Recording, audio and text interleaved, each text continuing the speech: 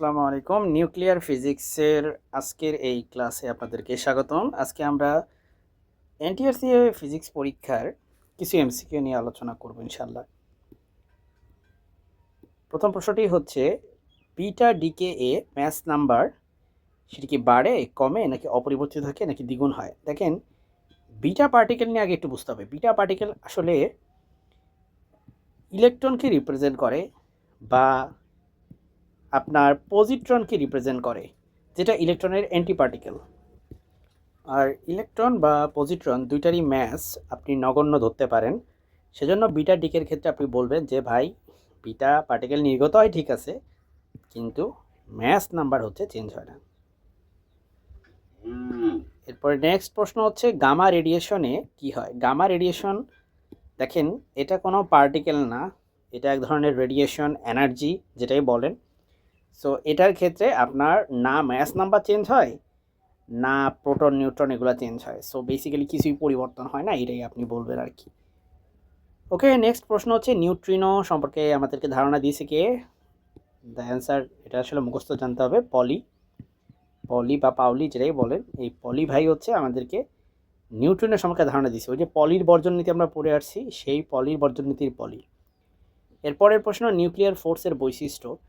Nuclear force একটা saturated force, এটি short range force, এটি চার্জের উপর ডিপেন্ড করে না। সো এটা একটা চার্জ ইন্ডিপেন্ডেন্ট ফোর্স। তো এখানে একটা বিষয় যে নিউক্লিয়ার ফোর্সের বৈশিষ্ট্য নিয়ে আমি আমার অন্য একটা চ্যানেল এনিও ফিজিক্স ক্লাসরুমে, এই চ্যানেলে ডিটেলসে আলোচনা করেছি একটা ভিডিওতে। আপনারা চাইলে এই চ্যানেলটি ঢুকে আসতে পারেন। পরের প্রশ্ন হচ্ছে নিউক্লিয়ার শেল মডেল কে প্রস্তাব করেন? এটার উত্তর এক কথায় হচ্ছে মেয়ার হচ্ছে এই শেল মডেলকে প্রস্তাব করেছে।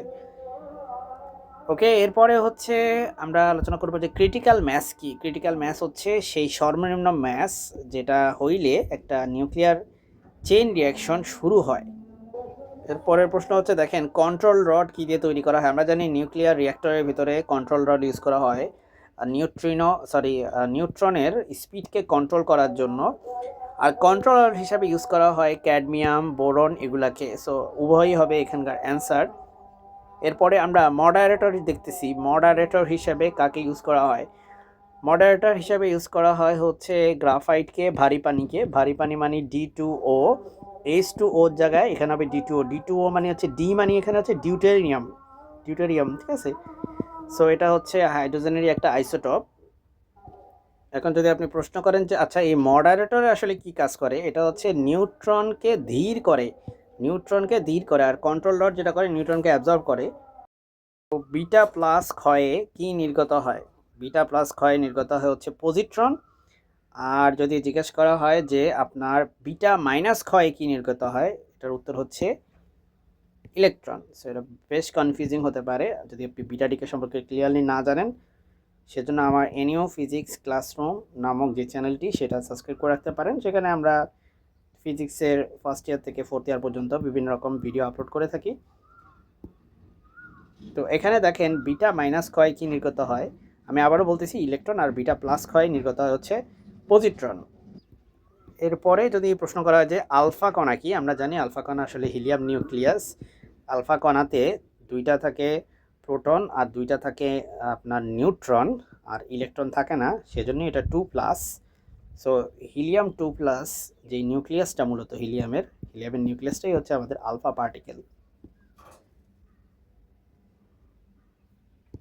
এরপরের প্রশ্ন যে ম্যাজিক নাম্বার বলতে আসলে কি বোঝায়? ম্যাজিক নাম্বার হচ্ছে কিছু মানে স্থিতিশীল নিউক্লিয়ন সংখ্যা বলতে প্রোটন বা নিউট্রনের সংখ্যা। দেখেন 2, আমার যতটুকু মনে পড়ে 2, 8, হ্যাঁ 28, না ভুল বলছি, 2, 8, 20, 28, এই নাম্বারগুলো, আরও কিছু নাম্বার আছে, সব তো এখন আমার মুখস্থ নাই। যাই হোক, ম্যাজিক নাম্বার নিয়ে কিন্তু আমি আলোচনা করেছি আমার ওই এনিউ ফিজিক্স ক্লাসরুমে। সো ওখানে আপনারা ডিটেলসে পেয়ে যাবেন। ম্যাজিক নাম্বার হচ্ছে আপনার